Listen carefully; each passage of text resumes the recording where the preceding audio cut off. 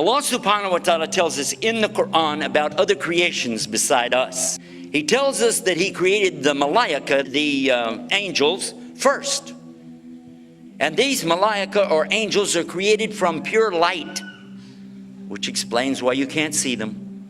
Nobody sees light. You can only see what light reflects off of. He tells us that He created the jinn, and the jinn were before us. The jinn were not angels, but rather they were made from a smokeless fire. The difference between the jinn and the angels is something called free choice. The nature of the jinn was that they could make choices. Allah gave them opportunities and then let them make their own choices. Allah tells us in the Quran that there was one, Iblis, from the jinn. By the way, he used to worship Allah, you know that. He used to worship Allah exactly when the sun comes up, when it's first a little ball out there on the horizon, when it's straight overhead, and when the sun is sinking down, just when it makes a ball on the other side, those 3 times.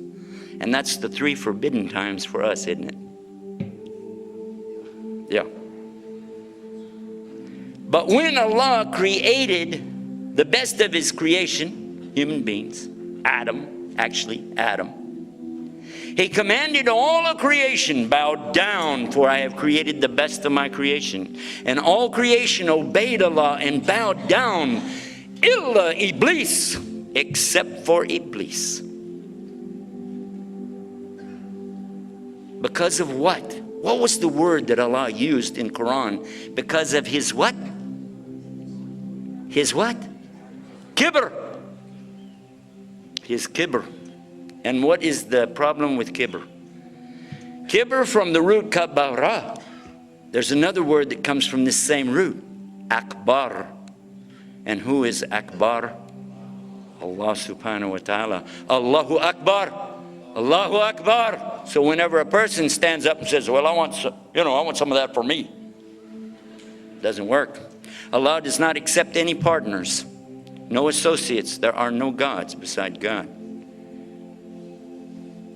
He made Iblis aware of the fact that by disobeying Him, that he would be one of the denizens of the hellfire for eternity. What did Iblis say to that? In the Quran, what did he say? What was his response? Do you remember? He said, I don't care. Just let me take him, Adam, and his offspring with me to hell. Did he do that? Was that his idea? And Allah told us in the Quran.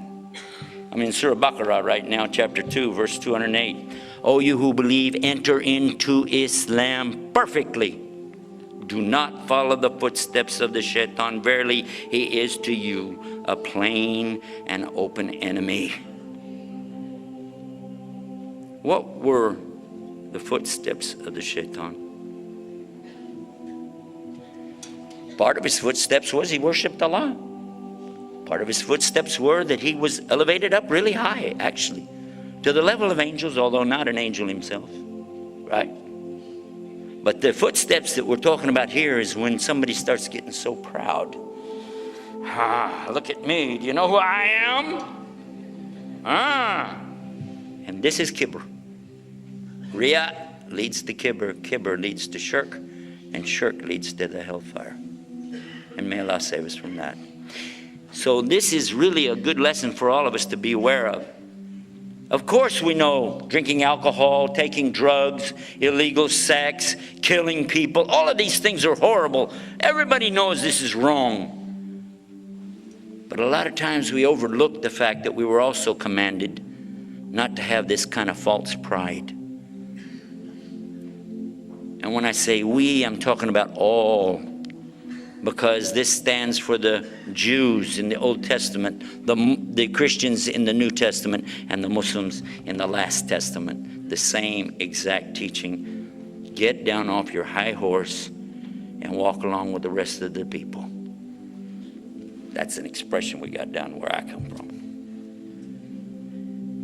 And Allah tells us in the Quran, or do they think they'll enter into Jannah, paradise, without the fitna, the trials, as came to those who passed away before you? They were afflicted with severe poverty and ailments, and were so shaken that even the messenger and those who believed along with him said, when will come the help of Allah? Yes, certainly the help of Allah is near. In chapter 29, the very beginning, do the human beings think they're going to be left alone on saying we believe and they won't be tested? And for sure, Allah is going to test them just as He tested those before. To do what? And He said it. To show the truthful of those that are true and the liars in their falsehood. So what is shaitan to us? He is a test. The Prophet Muhammad sallallahu alaihi wasallam told us that every one of us, when we're born, there's a qareen, which means an intimate, a close one, attached to you like your jugular vein. That shaitan is a part of your test. That's why when we go through life, there's always somebody there trying to mess up the good things that we're trying to do, isn't it? Somebody always telling you, like even you did a good deed, you want to give some charity, and somebody saying, you know, you should show that off a little bit. Let people know what you're doing, right? Any good deed, mess it up for you. And certainly help you with all the bad deeds. Who is this devil? Is he real? Or is it a figment of your imagination? Or is it just something in philosophy? According to the Quran, he's very real. Substance is real, you just don't see it.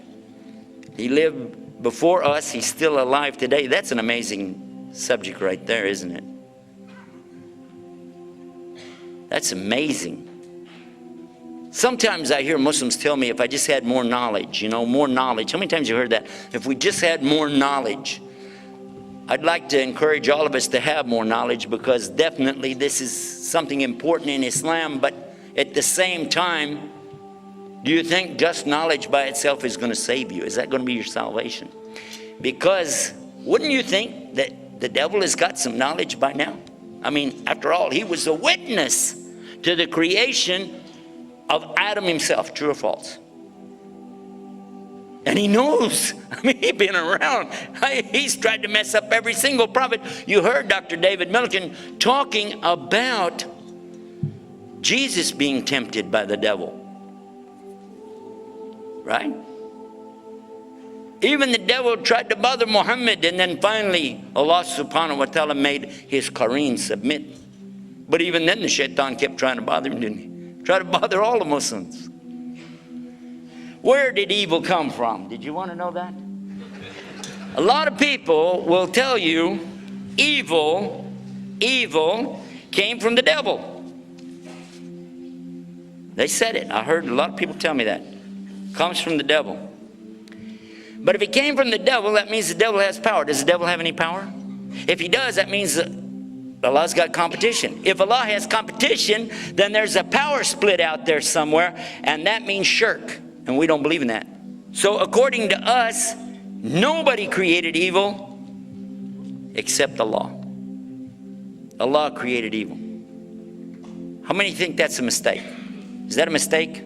Is that what I just said? Did Allah create evil, yes or no? We're going to take a vote. Tell you what, before you go too far, and I'll read it for you. Say, I seek refuge with the Lord of daybreak. From what? From the evil that He created. As a test for you and me. Who created it? Allah. Wow. Say, I seek refuge with the Lord of daybreak from the evil that He has created, from the evil of the darkening night as it comes with darkness, and from the evil of malignant witchcraft, and from the evil of the envier, hased, whenever he practices hasedin, the hased, when he practices his envy.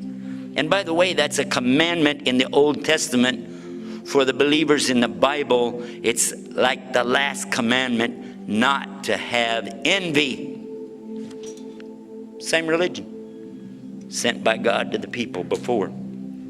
And then finally, the last surah of the Quran. Say, I seek refuge with the Lord of mankind, the King of mankind, the Ilah, the God of mankind, and from the evil of the whisperer, Wiswas, who whispers evil into the hearts of mankind, who withdraws from whispering after he catches you with it, who whispers in the breasts of mankind, from the jinn and mankind. Shaitan is from where?